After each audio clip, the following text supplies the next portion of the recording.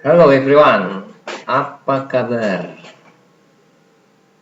Oke, saya kembali membahas channel Super Trend yang lebih sedikit advance ya. Saya lebih apa dari yang pertama yang saya pernah bahas mengenai Super Trend ya, indikator Super Trend yang kita gunakan dalam day trading untuk memberikan konfirmasi sinyal buy atau sell itu ya. Jadi saya ulang lagi ya. Jadi penggunaan trading indikator seperti itu dibangun dari dua indikator yaitu adalah ATR, CCI, dan parameter standarnya adalah itu 50. Nah itu kedua itu adalah perlu dicatat juga bahwa super trend itu dapat menunjukkan level support dan resisten untuk jangka pendek ya. Dan untuk mengenai level-level support resisten itu sudah saya pernah bahas ya. Dan yang terpenting itu bagaimana menggunakan indikator ini supaya lebih powerful, dan ini kan lebih sifat juga leading indikator ya, dan bagaimana penggunaan penerapannya. Dan biasanya ya kalau strategi saya menggunakan indikator inilah menunggu namanya harga koreksi. Mana strateginya? Yuk kita langsung mulai dengan video berikut ini. Let's go.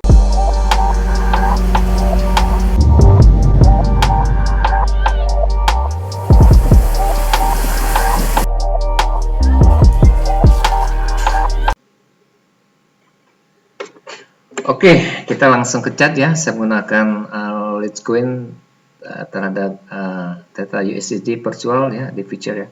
Ini di sudut pandang 1 jam ya. Yang seperti saya bilang, support trend ini bisa digunakan sebagai support dan resisten. Kemudian seperti yang saya bilang di depan tadi, kalau ini kan sifatnya lagging indikator, biasanya dia lebih duluan break daripada sinyalnya. Nah, cara memanfaatkan biasanya saya menunggu harga koreksi lagi ke daerah-daerah posisi di mana kita akan melakukan buy atau sell. Sinyal ini trend ini akan memberikan konfirmasi sinyal dan sell. Nah, lagging indikator itu hampir rata-rata lah telat ya, dan kecepatan juga. Nah, gimana kita bisa memanfaatkan indikator ini sebagai sinyal adalah kita menunggu koreksi. Oke, kita langsung ke trading view. Kita menggunakan trading view ya. Kita akan cari indikator itu. Kita tulis ini ya. Tekan F6, kita tulis trend. Kita langsung aja tulis trend. Trend indikator. Biasanya muncul sih. Muncul. Trend indikator. Oh.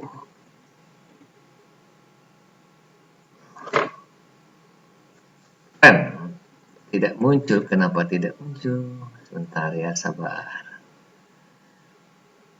Atau cari nggak muncul.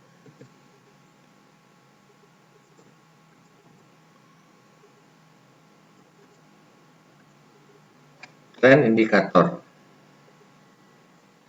Oh, indikator.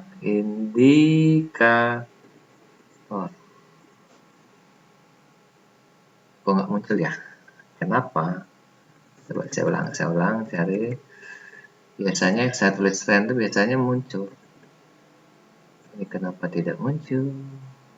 Sebentar, trend indikator ya. Ada yang salah tulis apa?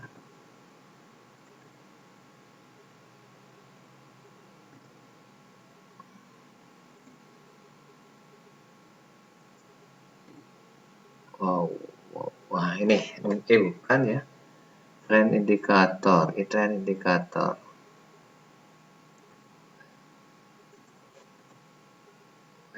Kenapa tidak muncul? Ini dia. Trend indikator, gunakan nih ya, yang smooth Heikenaishi ya. Tinggal klik di sini ya. Oke, nah di sini kita sudah mendapat gambaran ya. Dan inilah sifatnya leading indikator. Nah, kita sementara kalau perubahan namanya trend itu ditunjukkan dengan kita tebelin ya. Kalau ada perubahan tren, kita tebelin aja garisnya. Settingnya saya gunakan 14-14 ya. Ini kita tebelin aja biar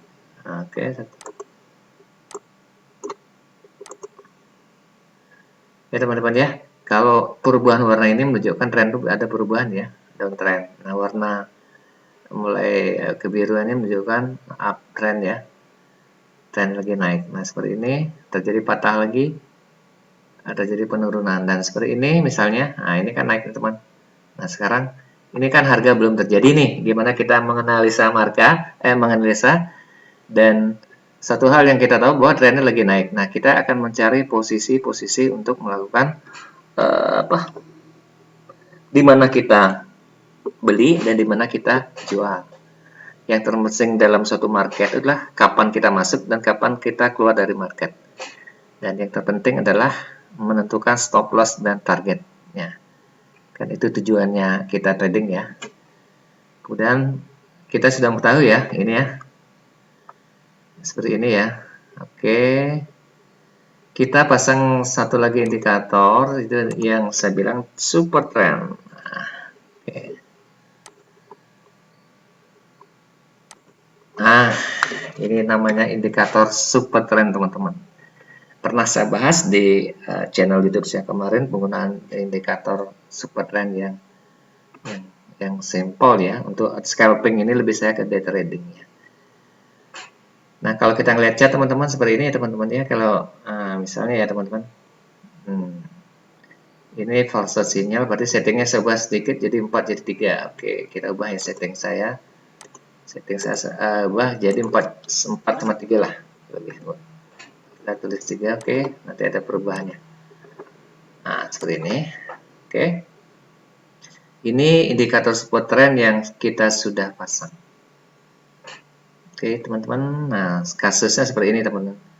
Ini contoh kasus ya, teman-teman. Nah, seperti ini kan ada terjadi perubahan mulai, teman-teman. Biasanya ya, kalau kasus gini kita bisa melakukan seperti ini ya. Ini kan kalau harga sudah terjadi gampang aja sih analisa seperti ini, teman-teman. Nah, ini seperti ini ya. Sorry, ini ya. Baik, targetnya ada di paling nggak di sini biasanya sih. Hampir reward satu-satu ya. Seperti ini, teman-teman. Ini kan harga terjadi, kita bisa menganalisa. Tapi ini sekarang kita akan melihat harga belum terjadi. Nah, sekali lagi saya bilang support trend bisa mengindikasikan sebagai support dan resisten ya. Caranya gimana? Dan ini kita tarik, ini sebenarnya kalau kita lebih teliti ini kan support. Di garis ini teman-teman, diperhatikan. Nah, ini garis ini adalah sebagai support. Oke. Nah, ini sebagai support. Ini sebagai supportnya, area supportnya dia. Makanya support trend saya bilang bisa digunakan sebagai area demand dan supply-nya. Nah, seperti ini kan demand. Saya kasih sebel. Support become resistant. Jadi resistannya ada di sini. Ya, ini ada perubahan garis dan ditunjukkan juga ada perubahan tren ya. Ini sudah biru. Oke. Nah, oke, di sini menjadi support become resistant. Ini menjadi resistant. Ketika resistant ini ditembus menjadi support become resistant. Seperti itu teman-teman. Nah, strategi trading kita ini kan ada perubahan ini teman-teman ya.